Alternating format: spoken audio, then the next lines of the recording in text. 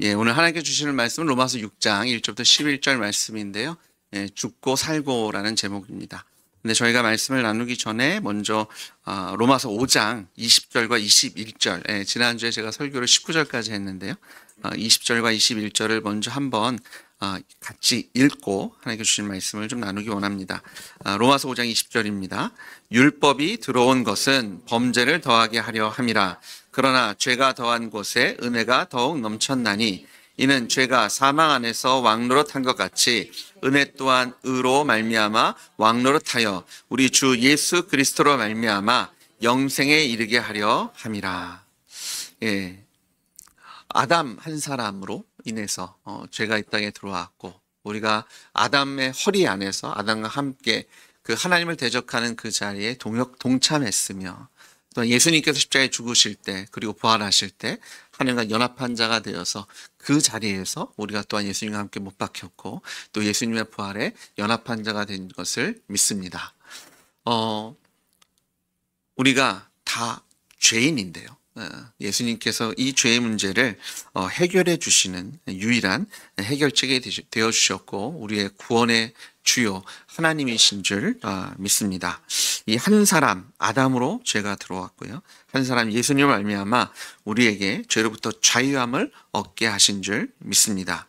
하나님께서 예수님을 통해서 우리의 하나님의 의와 은혜와 구원의 대표자를 삼아 주셨는데, 그러면 이게 의미하는 바가 무엇인지 오늘 본문을 통해서 나누려고 합니다. 근데 우리가 조금 전에 읽은 5장 20절에 보니까요, 율법이 들어온 것은 범죄를 더하게 하려 함이라. 그러나 죄가 더한 곳에 은혜가 더욱 넘쳤다. 아담이 대표자로 있을 때 우리가 그 죄 속에 있잖아요. 그런데 율법이라는 것이 우리가 죄인인 것을 더하게 했다. 사실은 율법 자체가 우리를 더 큰 죄를 짓게 하고 더 많은 죄를 짓게 했다는 것이 아니라, 율법을 통해서 우리가 죄인인 것을, 우리가 나 스스로를 구원할 수 없는 죄인인 것을 온전히 드러나게 하는 그런 역할을 감당했음을 설명하고 계신 것을 보게 됩니다. 이 구절을 저희가 잘못 이해하면 마치 하나님께서 죄를 조장하고 계시는 것처럼 잘못 이해할 수 있는데, 그것이 아니라 율법을 통해서 우리가 죄인 것이 더 드러나고요. 그러면서 이 후반절에 보시면 죄가 더한 곳에 은혜가 더욱 넘쳤다. 그래서 죄가 많은 곳에 내가 이런 죄인인 걸 깨달으니까요, 하나님께서 그 죄를 덮어주신 거잖아요. 그 죄를 용서해 주신 거잖아요. 그러니까 참 이것이 하나님의 은혜가 큽니다. 하나님께 더 감사하게 되고 하나님께 더 사랑하는 마음으로 하나님께 나아가게 되는데요. 근데 이 구절도 저희가 잘못 이해하면 마치 그러면 은혜를 받으려면 어떻게 해야 돼요? 죄를 더 져야 되겠구나. 내가 더 큰 죄를 지면 그렇지. 비유를 통해서도 보면 돈을 많이 빌린 사람이 그 돈을 탕감받으면, 돈을 많이 빌면 빌릴수록 탕감받는 액수가 커지니까 더 감사하게 되잖아요. 그럼 나도 이제 자잘한 그 도둑이 아니라 아주 큰 도둑이 돼야 되겠다. 이 말씀을 잘못 받을 수 있는, 그래서 이 아담이 대표자가 되고 예수님께서 우리의 대표자가 되셨다는 것을 오해할 수 있는 부분이 있어서 이 부분을 하나님께서 설명을 하고 계신 것을 보게 됩니다. 사실 이 교회 역사 속에서요, 정말 이 구절을 그런 식으로 해석한 그런 이단들도 등장합니다. 이원론적으로 봐서요, 육신은 악한 거다. 육에선 전혀 선한 게 없고요, 선한 것이 있다면 영이다. 그래서 영이 선하면 되기 때문에 육신은 무슨 일을 해도 다 괜찮다. 그렇게 생각했던 사람들이 있었어요. 영주의자들이 그랬고요. 그래서 영은 귀하고 고귀하고 선한 것이고, 그래서 그 영에만 집중하면 우리의 육신은 무슨 일을 저질러도 괜찮은, 어차피 악하니까 그냥, 하지만 오히려 하나님께 우리를 구원하신 하나님의 은혜 속에서 더 큰 은혜를 누릴 수 있다라고 생각했고요. 이 시대에 구원파가 우리가 구원만 받으면 된 거 아니냐, 우리가 천국 가면 되는 거기 때문에 지금 이 땅에서 우리가 어떤 악행을 저질러도 괜찮다. 그러니까 예수님께서 대표자가 되셨다라는 의미를 잘못 이해하면 마치 우리가 무슨 행동을 해도 다 괜찮고 우리의 영만, 우리의 예수님의 이름으로 천국만 가면 되는 거 아니냐, 그런데요, 6장 1절에 보니까 하나님께서 아주 단호하게 죄에 대해서 선포하시는데요. 그런즉 우리가 무슨 말을 하리요? 은혜를 더하게 하려고 죄에 거하겠느냐? 그럴 수 없느니라. 죄에 대하여 죽은 우리가 어찌 그 가운데 살리요? 네. 말 그대로 은혜를 더 받으려면 큰 죄 져야 되겠다. 이게 그럴 수 있겠느냐는 거예요. 근데 하나님께 단호하게 바울을 통해서 그럴 수 없습니다. 네. 영어 성경에 보시면 may never be라고 말씀하십니다. never. 네. 그냥 안 되는 정도가 아니라 결단코 안 된다. 이것은 생각의 여지도 없는 것이다. 네. 사실은요, 우리가 일부러 큰 죄를 저지르지 않아도 우리는 이미 지옥 갈 만한, 죽을 만한, 사형성도를 언도받을 만한 하나님을 대적한 죄잖아요. 창조주 하나님을 무시하고 내가 주인 돼서 내 마음대로 사는, 예수님께서 이 땅에 오셔서 우리의 죄를 대신해 죽으시고 부활하심으로 하나님이신 것을 분명히 밝혀주셨음에도 불구하고 예수님을 믿지 않는다는 것은요, 이거보다 악랄한 죄는 없는 줄 믿습니다. 사실 더 큰 죄 질 필요 없거든요. 이미 우리는 큰 죄인이었어요. 그럴 수 없느니라. 근데 그 이유가요, 죄에 대하여 죽은 우리가 어찌 그 가운데 살리요? 우리가 더 이상, 그리스도인들이 죄를 더 이상 저지를 수 없는 이유가 죄에 대하여 죽었기 때문이다 라고 말씀하고 있는 거예요. 죄에 대해서 죽었는데 어떻게 또 죄를 질 수 있겠느냐? 은혜로 우리의 죄를 용서하셨고 우리가 회개할 때마다 우리의 죄를 용서하고 계시는데 그럼 또 이 구절을 잘못 이해하면, 그런데 내가 예수님 믿는데 나 실수할 때 있고 넘어질 때 있고 욕심낼 때 있고 사람들 시기하고 질투하고 악독한 마음 품을 때도 있는데 이건 도대체 어떻게 되는 거냐. 네. 그런 생각이 드는 것도 사실이죠. 주님께서요, 이 아담이 대표였던 삶, 그리고 예수님께서 대표이신 그 삶의 조금 더 실제적인 모습, 구체적인 모습을 오늘 우리가 읽은 본문을 통해 설명하고 계시는데요. 먼저 저희가 이 아담이 대표했던 삶, 우리가 죄에 대해서 오히려 죄에 대해서 살았던 삶, 죄 가운데 거했던 삶이 어떤 모습인지 저희가 에베소서를 보시면 에베소서 2장 1절에 그는 허물과 죄로 죽었던 너희를 살리셨도다. 그는 예수님이십니다. 예수님께서 허물과 죄로 죽었던 너희를, 아담이 대표했을 때는요, 우리가 죄와 허물로 죽었었다라고 말씀하십니다.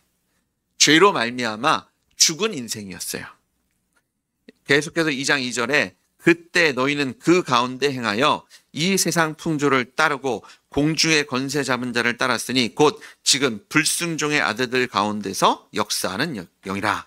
자, 그럼 죄로 말미암아 죽었다는 것이 어떤 의미이냐? 그것은 세상 풍조를 따르고 공중의 권세 잡은 자, 마귀죠. 마귀와 사탄의 자녀, 아들 노릇하면서 딸 노릇하면서 그런 죄 가운데 살아가고 있지 않았느냐. 그러니까 죄에 대해서 죽었던 삶은요, 세상 풍조를 따랐던 삶이고요, 마귀의 지시를 따라서 마귀가 하나님을 대적해서 하나님 같아지려고 했던 것처럼 끊임없이 내가 주인 된 삶을 살았던 삶이 아담이 대표로 했던 삶의 모습인 것을 보게 됩니다.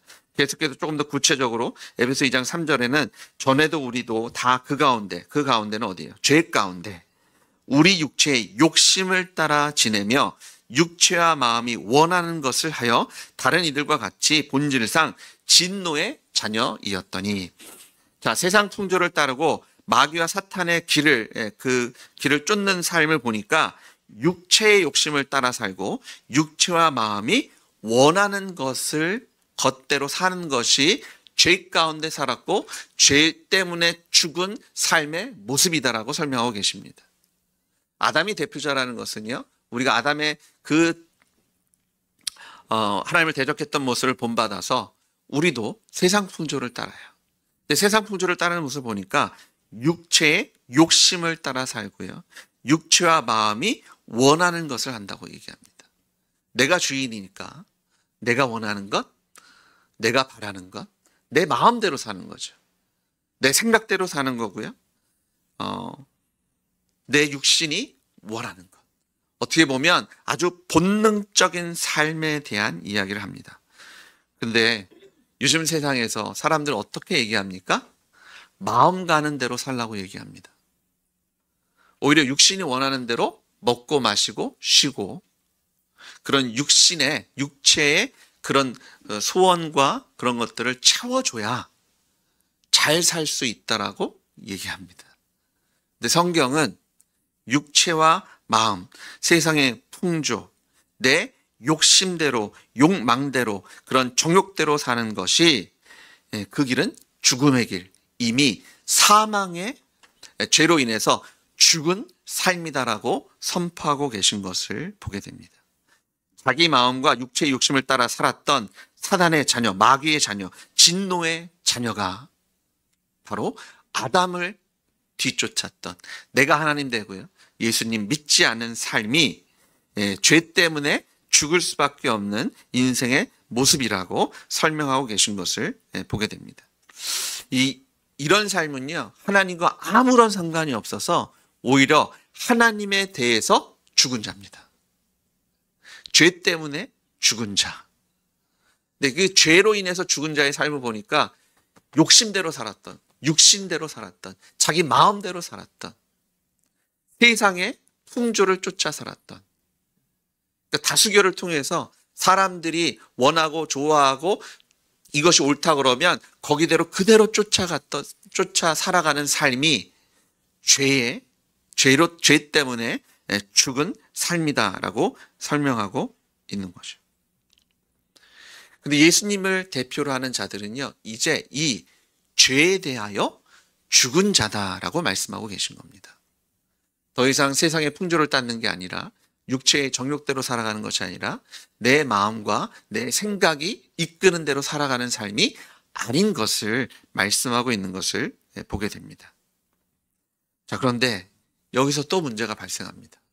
우리가 그리스도인이 되었는데 사실 우리의 육신에, 우리의 마음에 정욕이 아직도 있고요, 내 마음이 편하고 내 생각이 편하고 내 육신이 편한 것이 아직도 좋아 보이고요, 또 그것이 어느 정도 만족되지 않으면 너무 불편하고 힘들고 짜증도 나고, 또 그것이 없으면 걱정과 염려에 살아가는 것이 그리스도인이기도 하잖아요.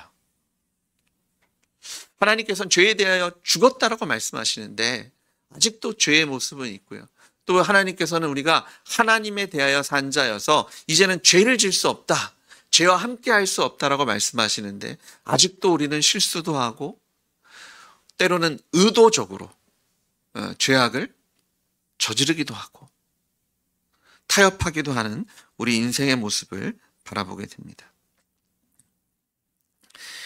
죄에 대하여 죽었다고 하는데 아직 우리 인생에 죄악의 모습들이 있거든요.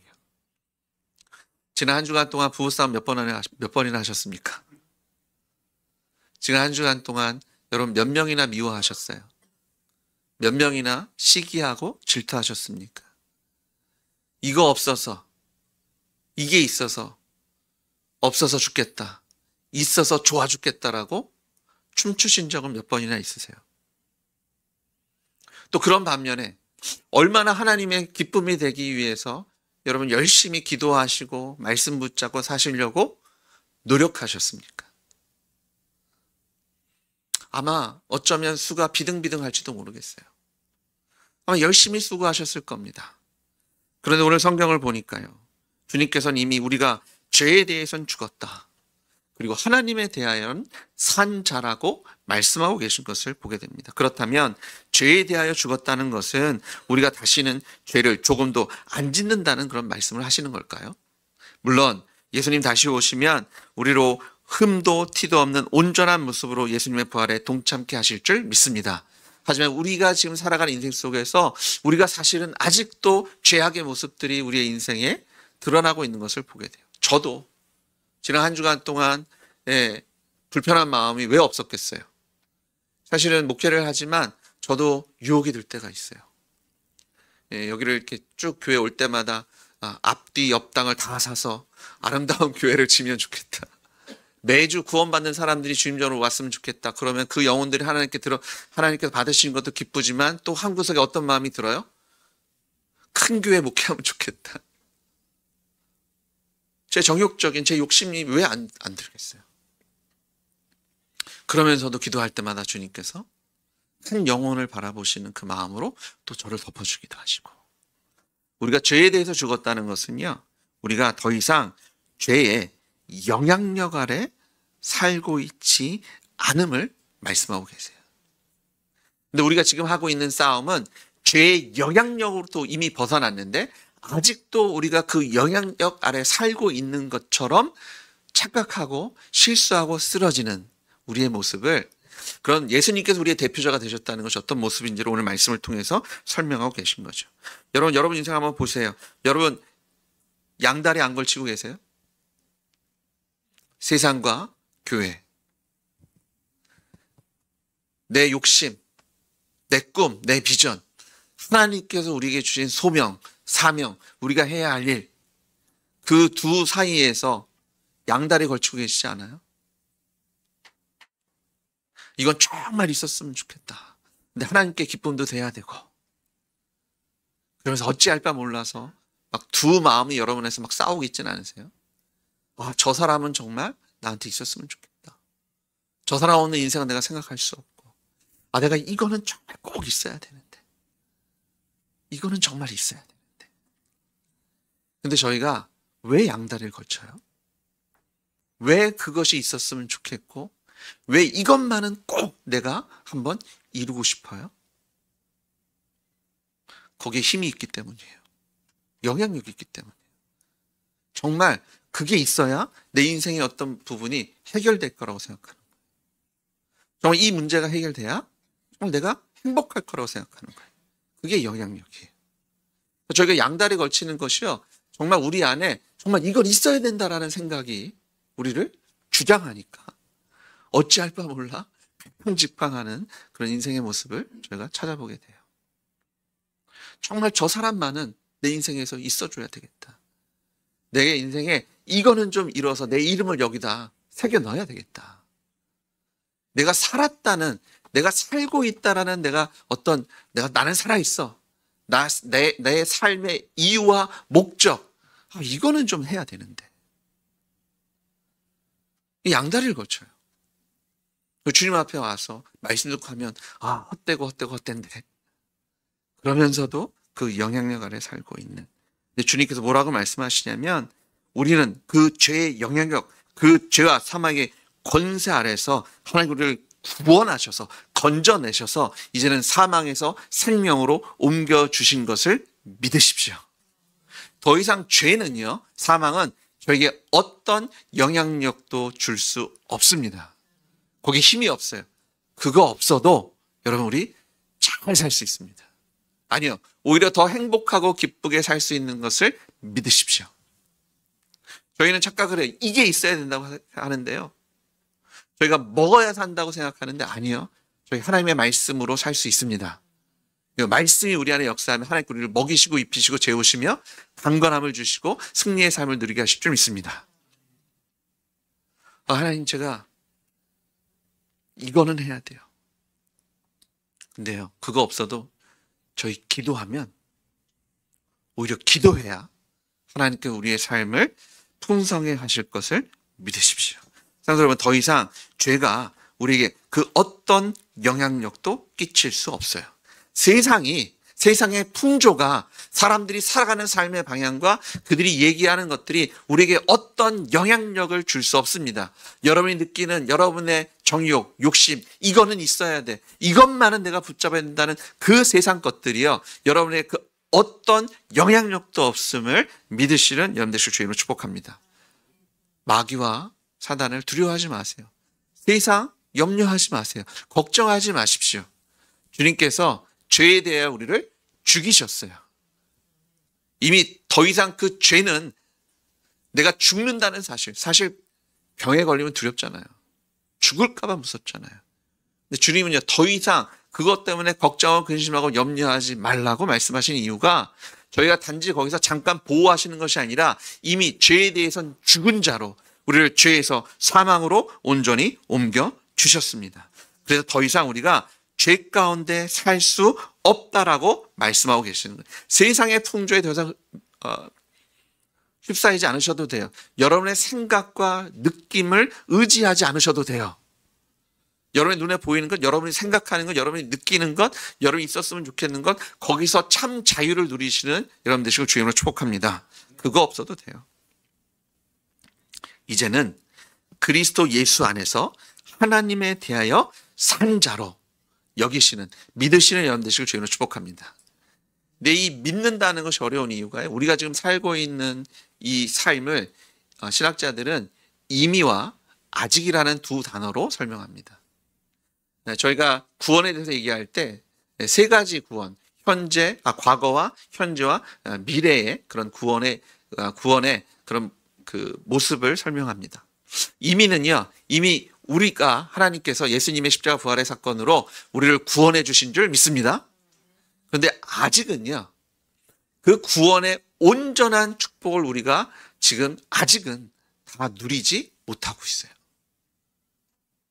이것을 이제 저희가 칭의와 성화와 영화의 개념으로 이해하면 조금 더 이해가 쉬운데요. 예수님께서 십자가에 죽으시고 부활하심으로 우리를 거룩하게 불러주신 것이 칭의입니다. 문제는 뭐냐면 우리가 지금 거룩해진 거예요. 주님 보시기에 우리는 거룩한 자가 된 줄 믿습니다. 근데 사실 내 안에 그런 거룩함이 있어요? 내가 지금 어떤 것을 잘하고 있나요? 선함이 있나요? 정말 거룩함이 있나요? 아니요. 우리가 한 게 아니에요. 주님께서 칭의로 우리를 거룩하게 보고 계셔서 우리를 하나님의 자녀로 삼아주시고 이제 천국 가는 그 거룩함을 우리에게 허락해 주신 줄 믿습니다. 그런데 이것이 과거에 일어난 일이라면 이제 하나님께서 지금 무엇을 하시냐면 이 구원을 완성하고 계세요. 이 구원을 이루어 주십니다. 우리가 이것을 성화라고 불러요. 하나님께서 우리 이제 거룩하게 불러주셨다면 이제는 우리를 거룩하게 만들고 계세요. 그런데 이미 우리를 거룩하게 하신 줄 믿으십시오. 이 거룩하게 하신 것을 우리의 삶 속에서 이게 실제화가 되게 그 구원을 이루어 주시는 분이요, 성령님이십니다.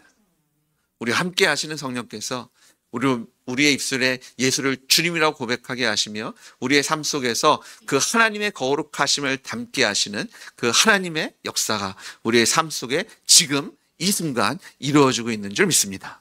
그게 성화예요. 그리고 예수님 다시 오실 그때에 저희가 이제 부활의 육신을 입습니다. 새하늘과 새 땅으로 우리를 인도해 주실 거예요. 그때 이 구원을 하나님께서 완성해 주실 줄 믿습니다. 우리 이것을 영화라고 부릅니다.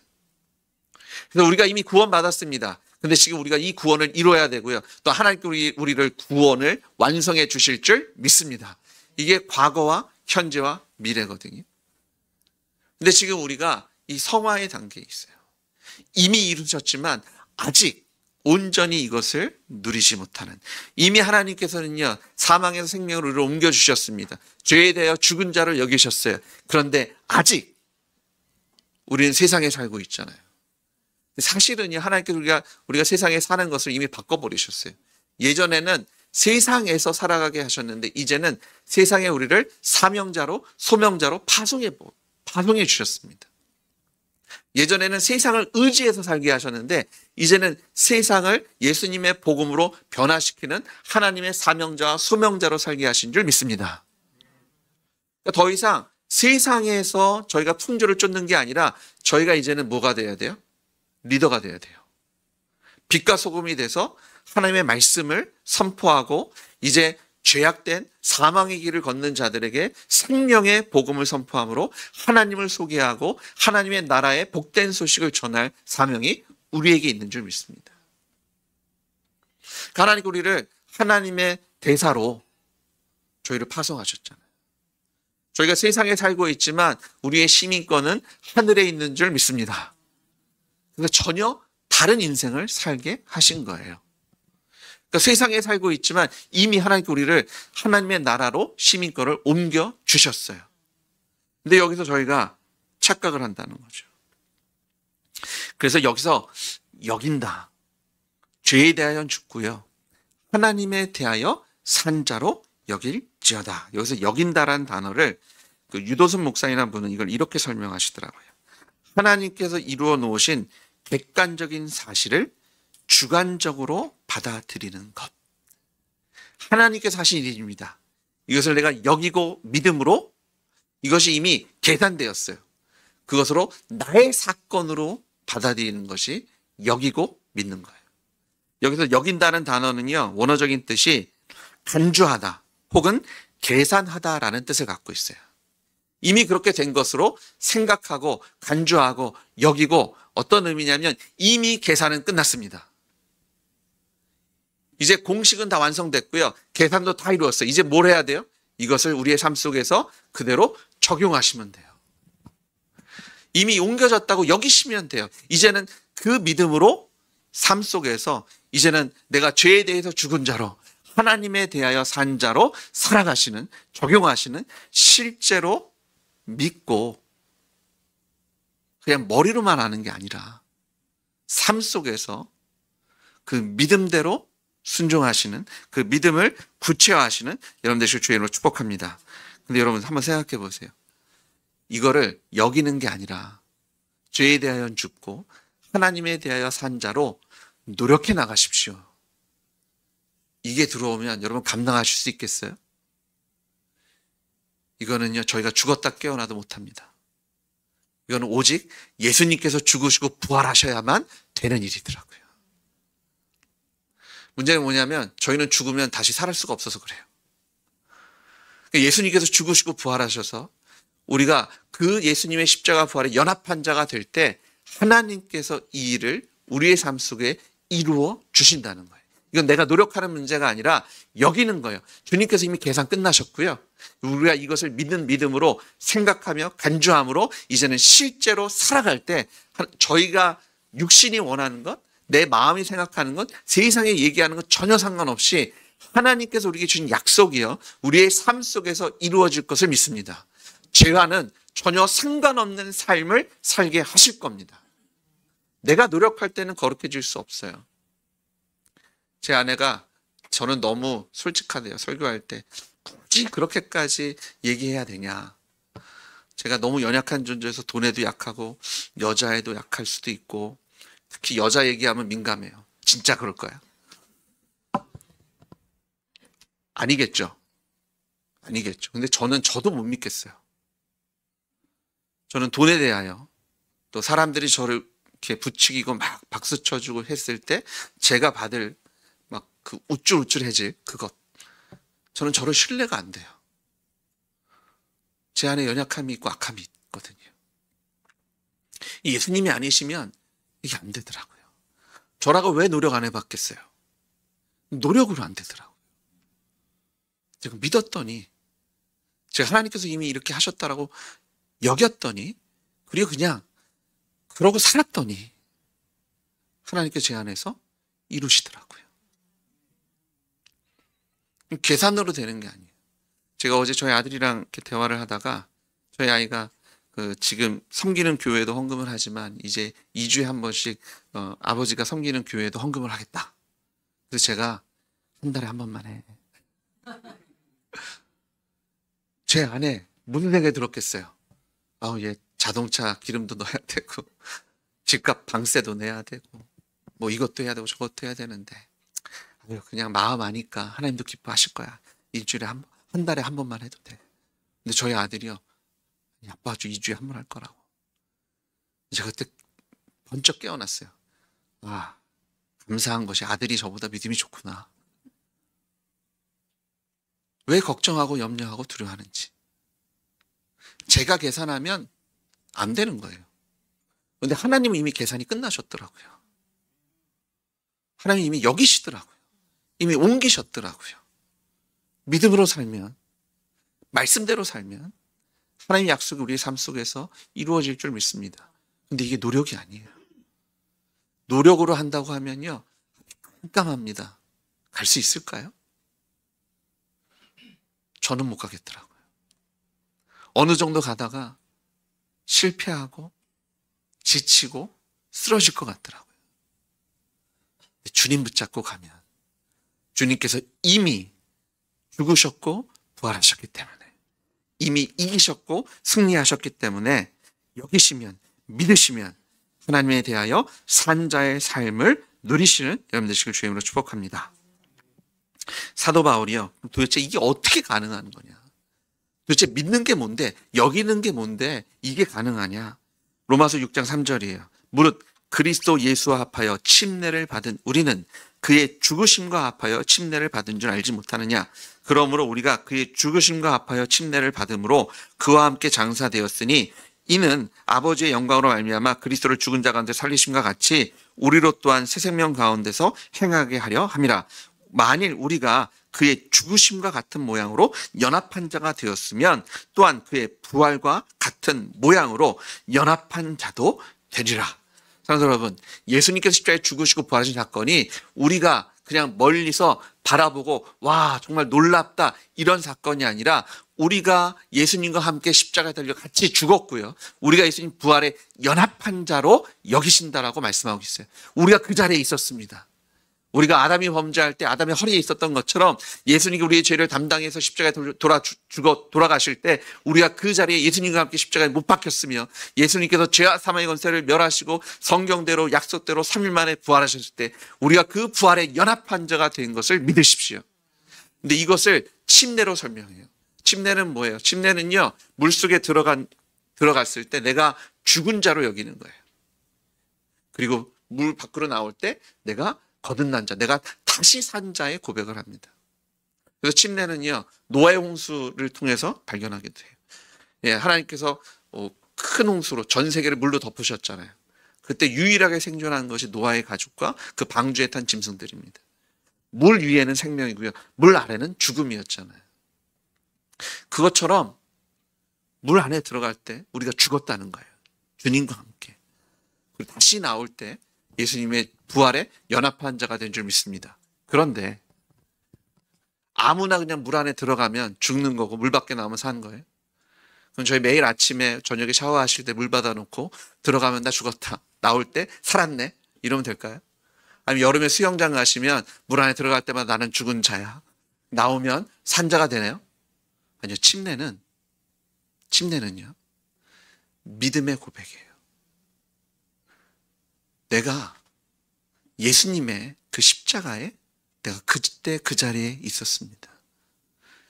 내가 믿음으로 예수님과 함께 십자가에 죽었으며 내가 믿음으로 예수님과 함께 산 그 부활에 연합한 자가 되었음을 고백하고 선포하는 것이 침례입니다. 그냥 물에 들어가는 것이 침례가 아니에요. 저희가 침례 교단이 침례 강조하는 게 굳이 물에 들어가야 되기 때문이 아니에요. 구원받는 자가 정말 예수님이 주님이신 사람이 믿음의 고백으로 이 침례를 받아야 되는 것 때문에 싸운 거예요. 뭐 이렇게 물을 뿌리고 뭐 쏟아붓고 들어가고 이 형식 때문에 싸운 것이 아니라 누가 침례 받는 거냐? 예수님을 주님으로 영접한다. 예수님과 함께 죽고 예수님과 함께 산 그 예수님의 십자가 부활에 연합한 자로 하나님께서 우리를 삼아주신 줄 믿습니다. 그러니까 이것이 저희가 밖에서 박수치고 와 대단하다 놀랍다 이것이 아니라 우리가 그때 예수님과 함께 그 십자가에 연합한 자였고요, 우리가 그 부활하심에 연합한 자가 된 것을 믿으십시오. 6장 6절 보시면 우리가 알거니와 우리의 옛사람이 예수와 함께 십자가에 못 박힌 것은 죄의 몸이 죽어 다시는 우리가 죄에게 종노릇하지 아니하려 함이니 이는 죽은 자가 죄에서 벗어나 의롭다 하심을 얻었습니다. 죄에게 종노릇하실 필요가 없어요. 종은 뭐예요? 죄가 권세가 있다는 거잖아요. 아무런 힘 없는데 저희가 종노릇해요? 내 생명을 나의 삶을 좌지우지할 수 있는 힘과 권력이 있으니까 종노릇하는 거잖아요. 거기에 무릎 꿇고 순종하는 거잖아요.